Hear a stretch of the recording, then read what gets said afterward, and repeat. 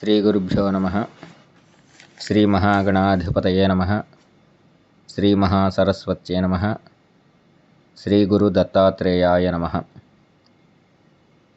భగవద్బంధువులందరికీ ముందుగా శ్రీ క్రోధినామ సంవత్సర ఉగాది శుభాకాంక్షలు.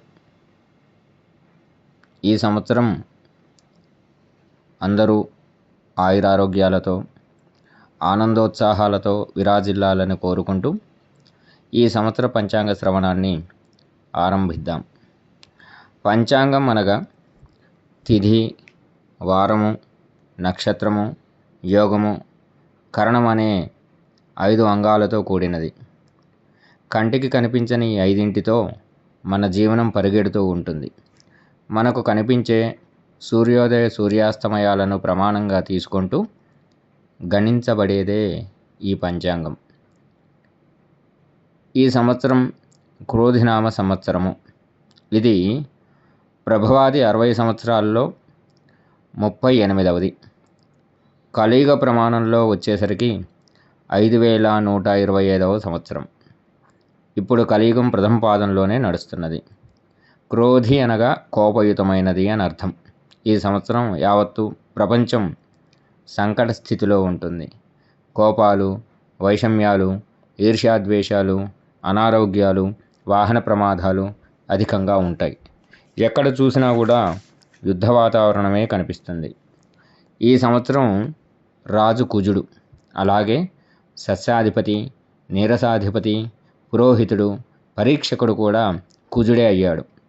మంత్రి, సేనాధిపతి, అర్ఘ్యాధిపతి శని భగవానుడు, ధాన్యాధిపతి చంద్రుడు, రసాధిపతి గురువు, నవనాయకుల్లో శుభులు 2, పాపులు 7 మంది. దీనివల్ల పాపత్వం పెరగటం వలన కలహాలు అధికంగా ఉంటాయి.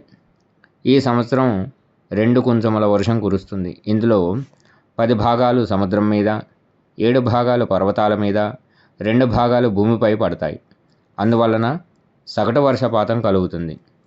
ఎరుపు పంటలు అధికంగా పండుతాయి.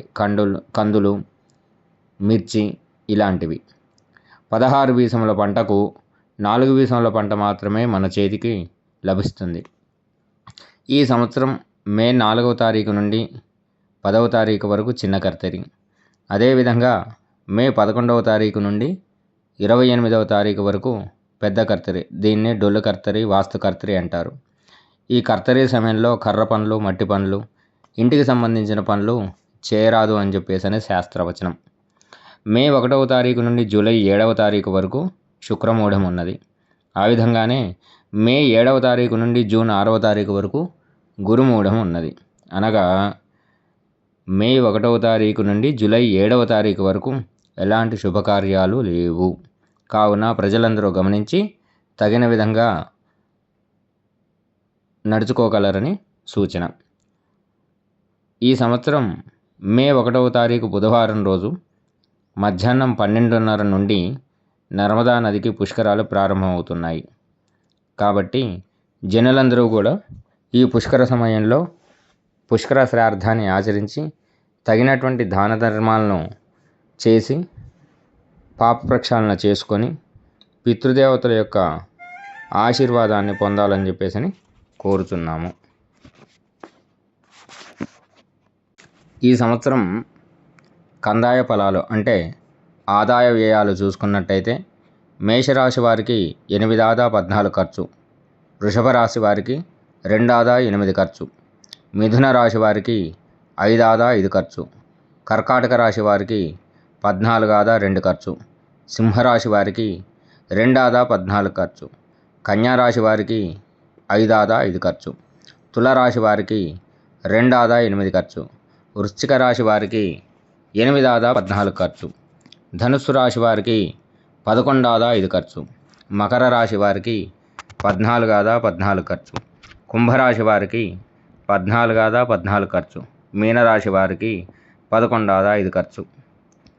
ఈ సంవత్సరం ప్రజలంతా కూడా ఎలాంటి సంకట స్థితిని పొందకుండా ఆయురారోగ్యాలతో ఉండుటకై వారి ఇష్టదేవతలు, కులదేవతలు, గ్రామ దేవతలు అందరినీ కూడా ఆరాధిస్తూ నిత్యం భగవన్నామ స్మరణ చేస్తూ కలిదోషం నుంచి ఈ భగవన్నామ స్మరణ ద్వారా విముక్తులు చెంది సత్సంతానంతో, సౌభాగ్యంతో, పుత్ర పౌత్రాదులతోటి, విద్యా ఉద్యోగాలతోటి, పాడి పంటలతోటి వృద్ధి చెందాలని కోరుకుంటూ మీ అందరి మీద ఆ శ్రీ దుర్గా శివదత్తనాథుని యొక్క దివ్య ఆశీస్సులు ఎల్లప్పుడూ కూడా కటాక్షింపజేస్తూ ఆ స్వామి, ఆ దేవి మిమ్మల్ని అందరినీ కూడా ఎల్లప్పుడూ పరిరక్షిస్తూ ఉండాలని మనస్ఫూర్తిగా కోరుకుంటూ లోకా సమస్త సుఖినో భవంతు. శ్రీ గురుదత్త, జయ గురుదత్త.